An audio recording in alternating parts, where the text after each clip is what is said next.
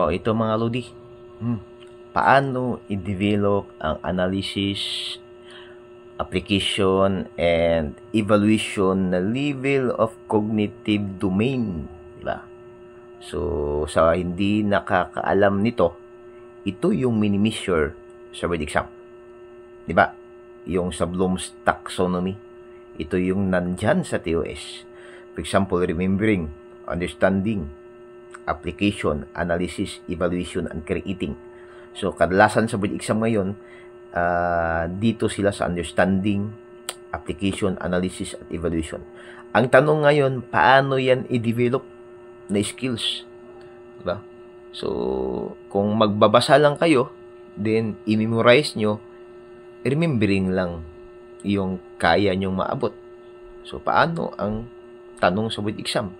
Wherein ngayon, puros na application, evaluation, analysis. So, ano yung diskarte para maabot yan na level? So, ito.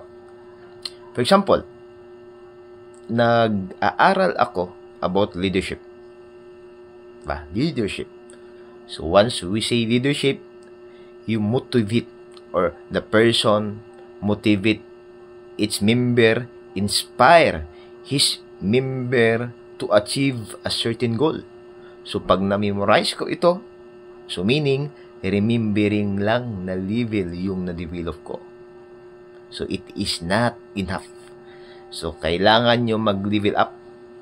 So, i-analyze ko naman. Pupunta ako sa analysis. Sa understanding. Diba? For example, what is leader? So, may scenario, ito ang leader. So, paano mo i-develop ang understanding na level? Look for the context. Then, tingnan mo, ano ang nandyan? So, ano yung context or idea in that topic? So, that's the tips para ma-develop ang understanding. Diba? Doon naman tayo sa application na level. Diba? How to develop the application. So, simple lang. Huwag kang mag-stick sa one example. Kailangan mong i-transfer ang information, yung context na nakuha mo, to another example. So, meaning, huwag ka lang magbasa sa isang libro na may isang example, tingnan mo ang different example. That's the diskarte. Paano mo ma-develop yung understanding? Diba? Yan, application pala. Then, how to develop the analysis level of cognitive domain. For example, leadership. Dalawang klase ng leadership.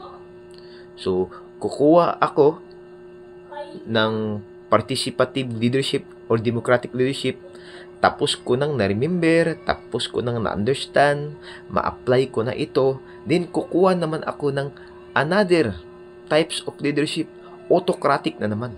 So, i-compare ko silang dalawa. By comparing the two terms na parang magkapareho, you develop the analysis level. Yan lang. For example, autocratic, more on the decision is nandyan lang sa isang leader. So, hindi siya nagkukonsulta sa kaniyang tao. Diba? Nalaman ko yan. Ang autocratic pala. Ganyan. So, applicable ang autocratic pag ang mga tao ay walang training. For example, train ako sa forensic. Yung mga tao ko is walang training sa forensic. So, siyempre, hindi ko na pwedeng makuha ang kanang recommendation nila kasi hindi sila train. So, ang gagamitin ko is autocratic. Di ba? Pag ang tao is train or nandyan na yung tao, for example, the problem in that locality is nandyan na in that area, then yung tao is 10 years na dyan, so alam na nila ano yung problema, ano yung solution, need mo ng democratic and participative leadership. Diba? Yan lang pag-develop, diba? So, pag ma-develop mo ang analysis, automatically, more on evaluation. Ma-develop mo na.